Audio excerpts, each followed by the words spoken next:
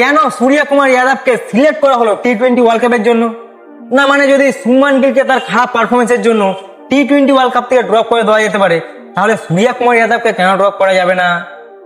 কারণ দুজনে তো কন্টিনিউ ইন্ডিয়ার জন্য টি-20 ম্যাচে খারাপ পারফরমেন্স দিয়ে যাচ্ছে। তাহলে সূর্য কুমার যাদবকে টিমে রেখে নিল, কিন্তু সুমান গিলকে কেন ড্রপ করে দিল? কি প্রশ্নটা কোনোদিন মাথায় আসেনি না? কোনোদিন নজরে পড়েনি না বিষয়টা? তাহলে চলো তোমাদের আমি সূর্য কুমার যাদবকে নিয়ে কিছু কথা বলি, তাহলে বুঝতে পারবে যে আমি কথাগুলো কেন তোমাদের সাথে আমি বলছি। সূর্য কুমার যাদব 2025-এ টোটাল 21টা ইন্টারন্যাশনাল টি-20 ম্যাচ খেলেছে। সেখানে রান বানিয়েছে কত? মাত্র 218 রান। এভারেজ কত? 13। কিন্তু সব থেকে যেটা খারাপ জিনিস, তার স্ট্রাইক রেট মাত্র 121-এর স্ট্রাইক রেটে সে ব্যাটিং করেছে, মাত্র 121-এর। এটা কিন্তু ইন্ডিয়ার জন্য গুড সাইন না, আমাদের জন্য কিন্তু না। কারণ 1-1.5 মাস বাকি আছে, টি-20 ওয়ার্ল্ড কাপ শুরু হয়ে যাবে। তার আগে সূর্য কুমার যাদব এরকম পারফরমেন্স। আর এমন না যে সূর্য কুমার যাদব 1-2 দিন ধরে বা 1-1.5 মাস ধরে খারাপ খেলছে, কন্টিনিউ 14টা মাস ধরে 2024-এর অক্টোবর থেকে শুরু করে কন্টিনিউ 14টা মাস হয়ে গেল সূর্য কুমার যাদব টি-20 ইন্টারন্যাশনালে এখনো পর্যন্ত একটা 50 করতে পারেনি। আরে সেঞ্চুরি তো দূরের কথা, একটা পর্যন্ত 50 মারতে পারেনি এখনো পর্যন্ত। মাত্র 2 বার 30+ স্কোর করেছে। তার মধ্যে একটা হচ্ছে এই যে এশিয়া কাপে পাকিস্তানের বিরুদ্ধে দুবাইয়ে নট আউট 47 রান বানিয়েছিল। এটাই হচ্ছে তার সব থেকে বেশি হাইয়েস্ট স্কোর 2025-এ টি-20 ইন্টারন্যাশনাল ম্যাচে। বিসিসিআই কিছু ভুল ডিসিশন নিয়ে নিল না তো সূর্য কুমার যাদবকে টিমে সিলেক্ট করে? কারণ সূর্য কুমার যাদব 2025-এ আইপিএলে মুম্বাইয়ের হয়ে ভালো খেলেছিল, 717 রান বানিয়েছিল। কিন্তু সে যখনই ইন্টারন্যাশনাল ম্যাচে চলে আসছে ভারতের জার্সি গায়ে, তার ফর্ম কিন্তু ডাউন হয়ে যাচ্ছে। আমরা সেই চেনা সূর্য কুমার যাদবকে কিন্তু হারিয়ে ফেলছি। সে কন্টিনিউ কিন্তু ড্রপ হয়ে যাচ্ছে, সে খারাপ খেলছে, সে কিন্তু ব্যাড পিরিয়ডের মধ্যে আবার চলে যাচ্ছে। তার ব্যাটিং কিন্তু আমরা আবারও দেখতে পাচ্ছি না, কন্টিনিউ সে খারাপ খেলছে। এমন না যে 2024-এ সে ভালো ফর্মে ছিল টি-20-তে, 2024-এ কিন্তু সে খারাপ ফর্মে ছিল। 2024-এ 17টা ম্যাচ খেলেছে, 429 রান বানিয়েছে। কিন্তু সব থেকে যেটা ভালো বিষয় ছিল 2024-এ তার জন্য, সেটা হচ্ছে তার স্ট্রাইক রেট। সে 2024-এ 151 স্ট্রাইক রেটে ব্যাটিং করেছে, আর এখন কি করছে 121-এর।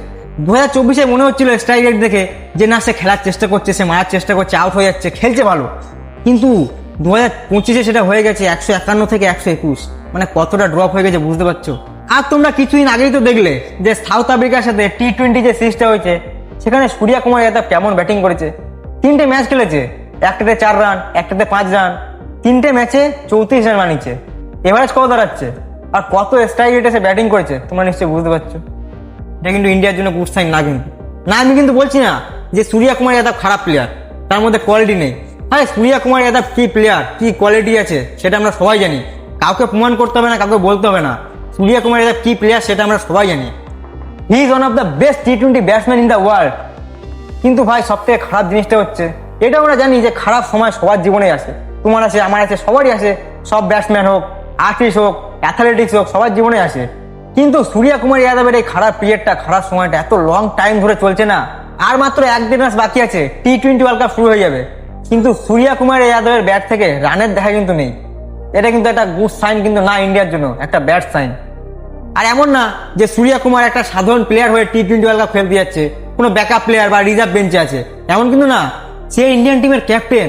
আর যদি ক্যাপ্টেনের ব্যাট থেকে রান না আসে, যে ক্যাপ্টেন ফর্মে না থাকে, তাহলে তো আন্ডার প্রেশার সে টি-20 ওয়ার্ল্ড কাপ খেলতে যাবে। আর আন্ডার প্রেশার এসে কি করে ক্যাপ্টেনশিপ করবে, কি করে ভারতকে পরিচালনা করবে, কি করে ঠিকঠাক ডিসিশন নেবে, কি করে ডিসিশন মেকিং করবে? সূর্য কুমার যাদবকে বাদ দিয়ে আর এদিক থেকে শিবম দুবেকে নিয়ে একটু ডাউট আমার মধ্যে আছে। সে যাই হোক, তোমাদের পরে বলবো। সূর্য কুমার যাদব আর শিবম দুবেকে বাদ দিয়ে বাকি যে 13 জন আছে, তারা কিন্তু ভাই A1 ফর্মে আছে। এমন একজন প্লেয়ার আছে না, যা কিন্তু একাই ম্যাচ জিতে দিতে পারবে, এক একটা ম্যাচ। কিন্তু ভাই যে ইন্ডিয়ান টিমের ক্যাপ্টেন, তার ব্যাট থেকে রান আসা কিন্তু খুবই দরকার। কারণ সে যদি কনফিডেন্সের সাথে না যায় টি-20 ওয়ার্ল্ড কাপে, তাহলে কিন্তু তার প্রভাবটা টি-20 ওয়ার্ল্ড কাপে আমাদের দেশের উপরে কিন্তু ভালোভাবে পড়বে।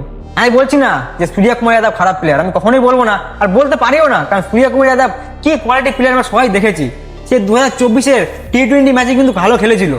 সে সেকেন্ড হাইয়েস্ট রান গেটার ছিল 2024-এর টি-20 ওয়ার্ল্ড কাপে, 299 রান বানিয়েছিল সেই ওয়ার্ল্ড কাপে। কিন্তু এই ওয়ার্ল্ড কাপে আসার আগে সূর্য কুমার যাদবের পারফরমেন্স এমনভাবে ডাউন হয়ে যাবে, আমরা কিন্তু কেউই ভাবতে পারিনি। তো আমরা অবশ্যই সবাই চাইবো যে সূর্য কুমার যাদব যে ইন্ডিয়ান টিমের ক্যাপ্টেন, সে এই ওয়ার্ল্ড কাপের আগে ফর্মে চলে আসে। বাকি তোমরা সূর্য কুমার যাদবের সিলেকশন নিয়ে কি বলতে চাও অবশ্যই বলে যাবে। এরকম ইন্টারেস্টিং ভিডিও দেখার জন্য আমাকে ফলো করতে একদমই ভুলবে না। তাহলে চলো আজকে ভিডিও শেষ করছি, দেখা হচ্ছে কালকে একটা নতুন আর ইন্টারেস্টিং ভিডিওর সাথে। ততক্ষণের জন্য তোমার সবাই ভালো থাকবে, সুস্থ থাকবে।